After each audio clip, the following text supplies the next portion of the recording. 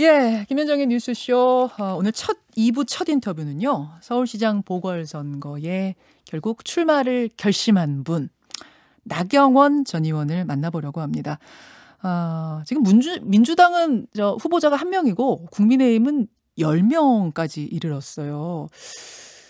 과연 이분이 출마를 할 것인가 말 것인가 이야기가 분분했는데 결국은 결정을 하셨군요. 어서 오십시오. 나경원 전 의원. 네, 반갑습니다. 고민이 굉장히 좀 길어졌던 것 같아요. 예, 그랬습니다. 어떤 부분이 좀 고민스러우셨어요? 아무래도 작년 박원순 시장 사건 이후에 많은 분들이 이제 관심을 가지셨는데 워낙 저한테 씌워놓은 프레임이 정말 덕지덕지 붙어 있었잖아요. 덕지덕지. 아들 원정 출산 의혹부터 해서 그래서 사실은 이렇게 좀 너무 덕지덕지 붙여놔서 어떻게 하나 하고 일일이 다 설명할 수 있지만 하면서 고민을 많이 했는데요. 지난 연말에 13건에 대해서 모두 무혐의 결정이 나오면서 제가 이제는 좀 이렇게 정말 좀 더 자신 있게 할 수 있지 않겠느냐 이렇게 생각을 했고요. 참 고생했습니다. 정말 이 오랫동안 이 제 원내대표 하면서 좀 앞장서서 이 정권에 대해서 옳은 말 했다고 너무너무 저를 고생시켰는데요. 그래서 사실은 서울시장이라는 그 자리는 이번에는 단순히 시정을 잘하는 것 플러스 정말 이 많은 분들이 지금 너무 지금 정권이 한쪽으로 좀 일방적으로 가고 있어. 이거 조금 브레이크 걸어줘. 이런 마음이 많으신 것 같아요. 그래서 그런 걸 좀 잘 해야 되는 부분이라서 제가 잘할 수 있지 않을까 이렇게 결심하게 됐습니다. 제가 잘할 수 있지 않을까라고 한 그 부분. 왜 나경원인가? 아니 나경원 후보 말고도 지금 9분이 더 나와 계시잖아요. 국민의힘.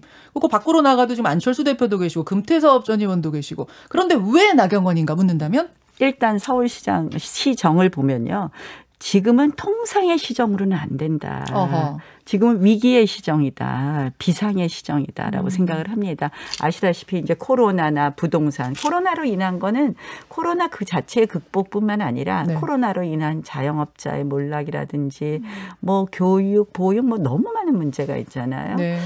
그래서 저는 이때는 좀 강한 결단력, 의지 이런 걸 갖고 문제를 좀 신속하게 풀어나갈 수 있는 그런 좀 결단력 있는 리더십이 필요하다고 생각을 하고요.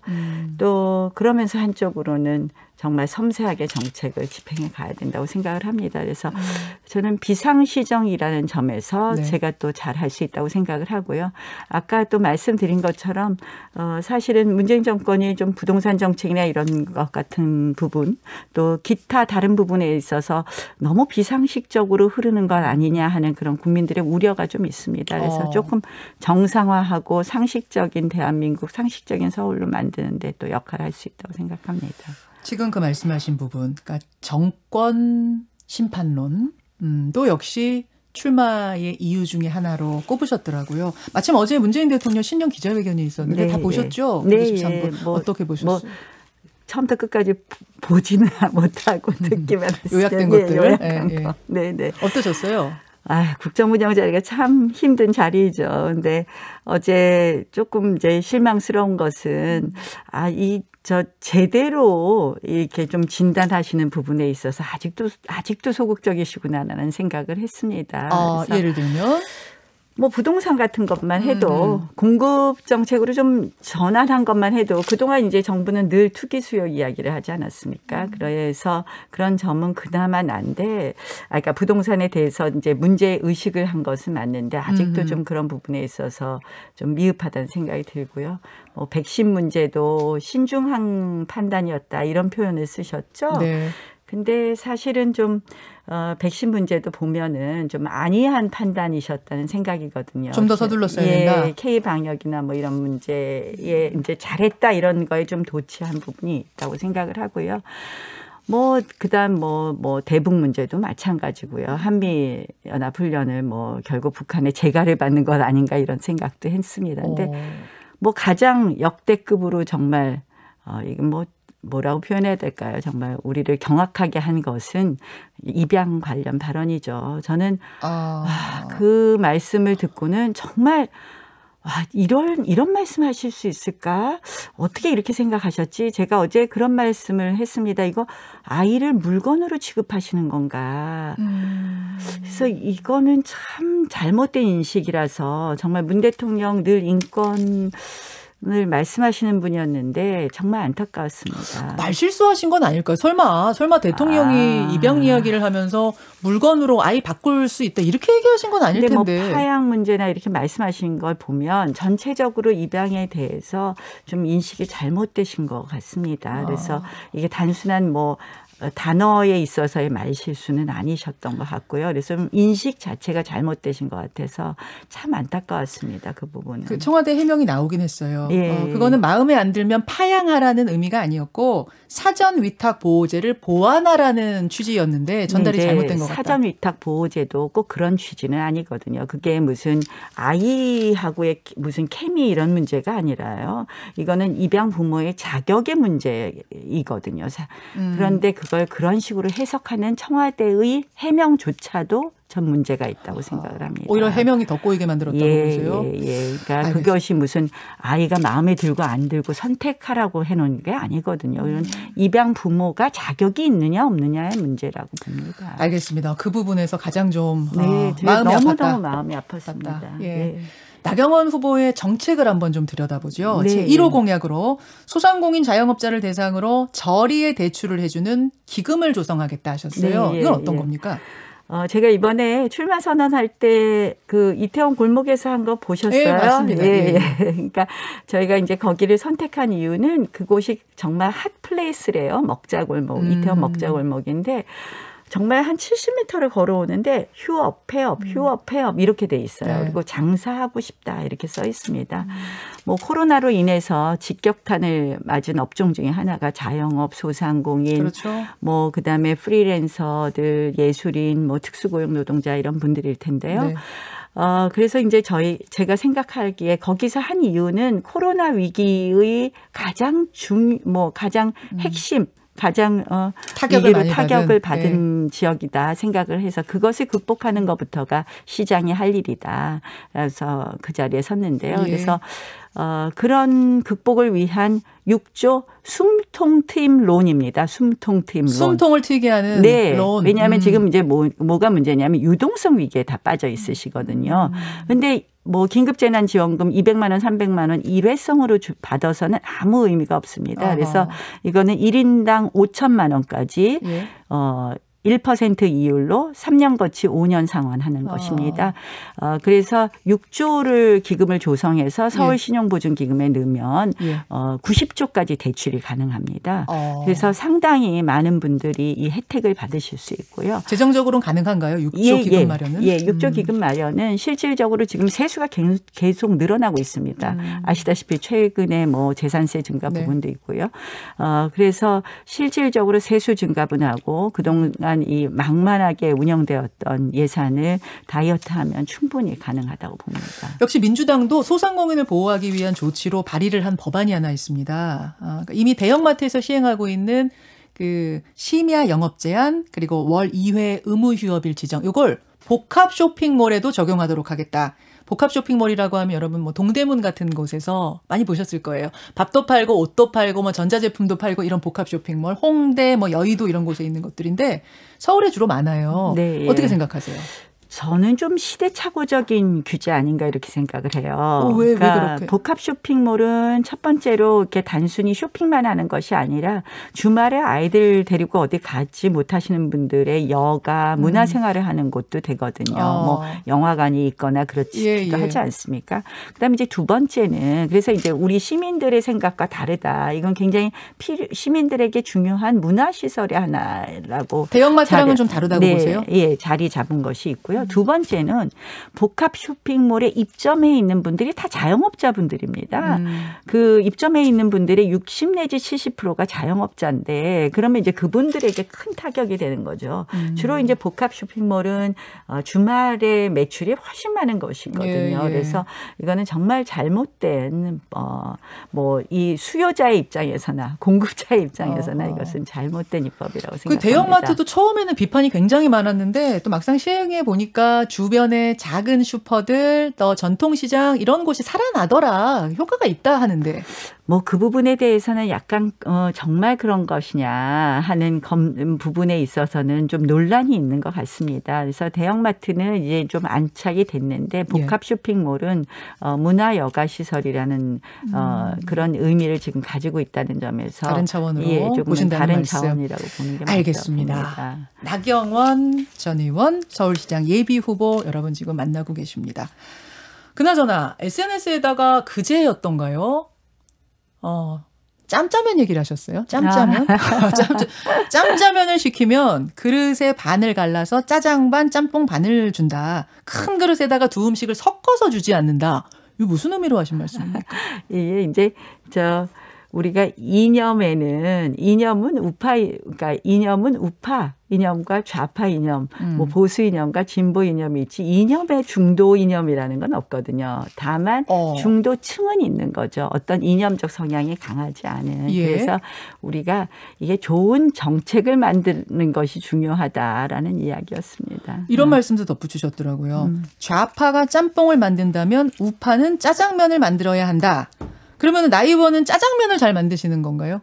저는 그렇죠. 우파 정당이니까. 아하. 그런데 지금 왜 그러냐면 그 짜장면을 잘 만들면 중도층, 진보층도 야 지금은 짜장면이 땡길 때다 하고 짜장면을 드실 겁니다. 약간 무슨 말이지 지금 약간 미국. 왜냐하면 무슨 말씀이냐면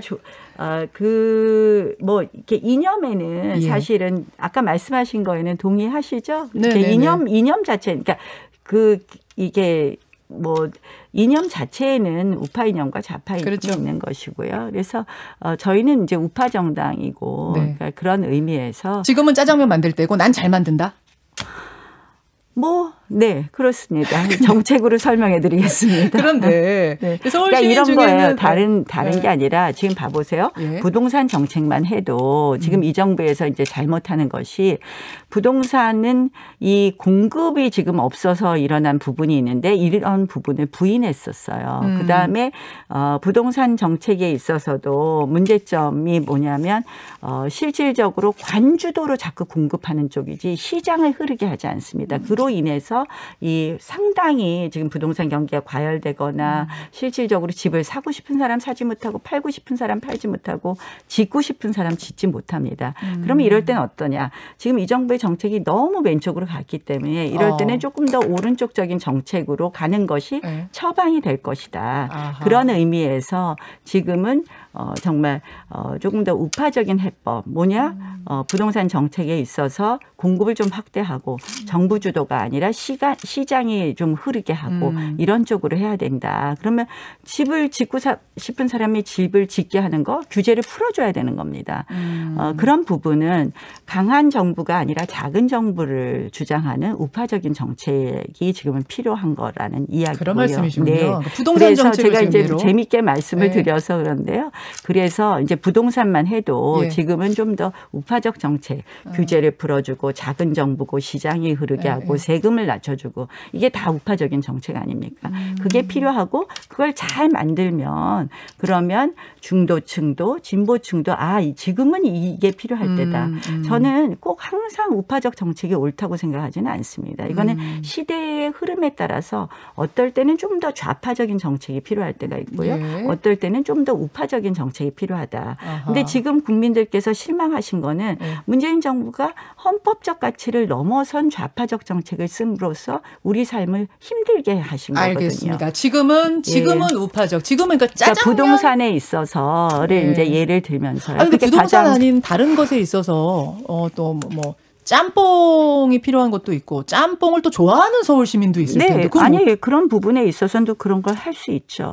네. 그런데 지금 말씀드린 거는 지금 국민들께서 느끼는 것은 부동산이 이제 가장 대표적인 걸로 제가 설명을 드렸는데요. 알겠습니다. 예, 그런 필요하다는 말씀입니다. 이제 그 나경원 전 의원께서는 원내대표를 지내셨고 네. 그때가 패스트트랙이며 뭐며 굉장히 여야 충돌이 심할 때 원내대표를 지내셨어요. 예, 예. 그래서 강하게 앞장서서 싸웠던 그 강성 이미지가 득이 될 수도 있지만 본선에서는 마이너스가 될 수도 있습니다. 오히려 여당에서는 지금 나경원 후보가 본선에 오르면은 우리한테 도움이 될 거다. 오히려 반긴다. 진짜요? 그런 얘기도 진짜요? 나와요. 그런 얘기도 나와요. 그거 잘 모르겠는데. 어떻게 생각해요? 강한 저를 이미지. 제일 힘들어하는 거 아닐까요? 아, 그래요?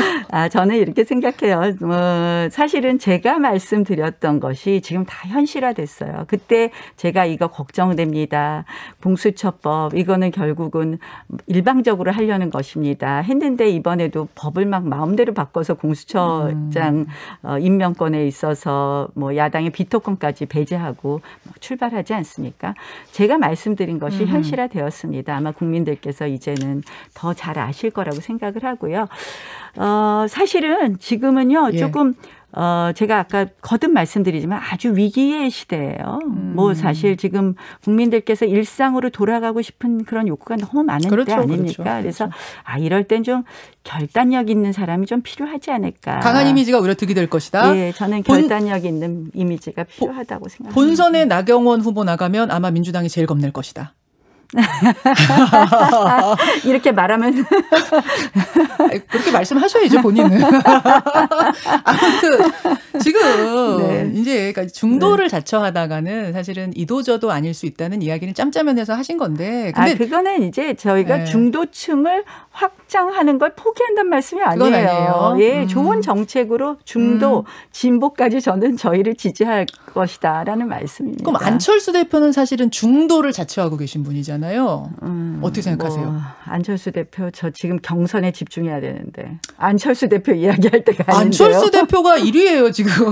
지지율 1위인데 그분 신경 쓰셔야 돼요. 한참 됐어요. 다시 좀 조사해 봐야 되는 거 아닙니까? 다시 조사하면 다를 수 있습니까? 아니 12월 말이었습니다. 안철수 대표가 출마 선언한 직후. 안철수 대표는 많이 신경 안 쓰이세요? 아니 뭐 안철수 대표도 나와주셔서 고맙죠. 뭐 저희 서울시장 선거에 많은 분들이 더 관심 가져주셔서 고마운데요. 뭐 앞으로 뭐 선의의 경쟁 잘 해보겠습니다. 사실은 단일화는 불가피하다라는 게 이제 안철수 대표의 이야기였는데 나경원 후보도 동의하세요? 네, 100% 동의합니다. 100%. 왜냐하면 아까 말씀드린 것처럼 국민들께서 문재인 정권 한 번은 브레이크 걸어달라는 그런 마음이 크기 때문에 100% 동의합니다. 만약 하다 안 될 가능성도 있지 않나요? 단일화 성공? 되도록 해야죠. 네. 되도록 해야. 김종인 위원장은 3자 구도로 정 안 되면 갈 수도 있다. 3자 구도로 가도 국민의힘이 이길 수 있다. 확신한다 하시던데요. 글쎄요. 뭐 이제 위원장님께서는 그렇게 말씀하실 텐데요. 저는 어쨌든 단일화는 꼭 해야 된다고 생각을 합니다. 해야 된다고. 예. 그럼 이제 방법에 있어서는 서로 조금씩 양보하는 게 있어야 될 텐데요. 일단 안철수 대표가 국민의힘으로 들어올 가능성은 지금으로선 제로로 보이고 일단 동의하십니까? 뭐 지금으로서는 좀 어려워 보이죠. 그렇죠. 네. 단일화 방식 여러 개 중에 우리 나경원 의원이 그런 말씀하셨더라고요. 어떤 것이든 좋다. 단일화 방법은. 그렇습니다. 예. 그렇다면 여론조사 100% 같은 그런 파격적인 방법도 수용하실 수 있나요? 저는 뭐 어떤 방법이든 수용합니다. 예, 뭐 안철수 대표가 정하셔도 좋습니다. 네. 안철수 대표가 정하셔도 좋다고요? 네, 그렇습니다. 그런 마음으로 단일화에 임하겠습니다. 그 정도로요? 네, 그렇게 해야 된다고 생각합니다. 이거는 김종인 위원장 입장하고는 굉장히 다른 부분으로 느껴져요. 근데 이게 국민들의 마음 아닐까요? 그래서 저는 안철수 대표가 정해도 좋다. 이게 제 마음입니다. 네. 정해도 좋다. 근데 지금 아직 제가 우리 당의 공식 후보가 아니기 때문에 이제 일단 제가 우리 당에서 열심히 노력해서 우리 당의 후보가 되도록 노력하겠습니다. 경선보다 중요한 건 본선인데 본선 상대는 일단 우상호 의원은 정해졌고 민주당 후보 박영선 장관은 나오시겠죠? 네, 그러신다고 오늘 출마 선언한다는 그런 내용도 어디 보도에서 본 것 같아요. 네, 같은 여성이고 인지도 대중성 두 분 다 높고 서울시장 출마 경험도 같고 그래서 두 분이 늘 비교가 되는데 어떤 점이 차별점이라고 보십니까? 박영선 후보는 본선은 안 나오셨습니다. 본선은 아니죠. 경선 나간 거 본선 나간 거 달라요? 그럼요. 전 본선을 해본 사람입니다. 2011년에 정말 그 당시에요. 2011년에 우리 당이 안철수 오세훈 전 시장이 사퇴했죠. 예. 안철수 후보가 나와서 박원순 후보 손들어주는 바람에 5% 박원순 후보가 45%짜리가 됐어요. 예. 그래갖고 누가 나가도 우리 당에서 20% 이상 지는 거예요. 정말 그 당시 이제 당대표께서 정말 제 손 꼭 잡고 제발 좀 나가달라 그래서. 나가달라고 해서? 네. 근데 제가 정말 희생하는 마음으로 나갔는데 그래서 20% 정도 차이에서 따라잡아서 한 7% 정도까지 갔는데요. 그래서 저 정말 뜨겁게 서울시장 선거를 본선을 해본 사람입니다. 지금 안철수 후보도 결자 해지 얘기하시고 뭐 오세훈 시장도 결자 해지 얘기하시는데 그럼 나경원 후보도 그런 측면에서는 결자 해지네요? 아니 전혀 다르죠. 다른 측면이긴 하지만 어쨌든 네, 결자 해지. 그때 다 나온 이 관련 인물이지만 두 분께서 결자 해지하시는 가장 좋은 방법은 원인을 제공하신 분들이기 때문에 이 잘할 것 같은 저를 밀어주시는 게 결자 해지예요. 해입니다. 해. 솔루션. 알겠습니다. 여기까지 뭐 앞으로 시장 선거 진행되면서 또 만날 기회가 있을 테니까요. 오늘 여기까지 말씀 나누도록 하죠. 고맙습니다. 네, 고맙습니다. 국민의힘 나경원 전 의원이었습니다. 김현정의 뉴스쇼는 청취자 여러분의 참여로 이루어집니다. 트위터, 페이스북, 레인보우 게시판, 그리고 단문 50원, 장문 100원의 유료 문자 샵 1212, 우물정 1212 통해 참여하실 수 있습니다. 김현정의 뉴스쇼, 여러분과 함께 만듭니다.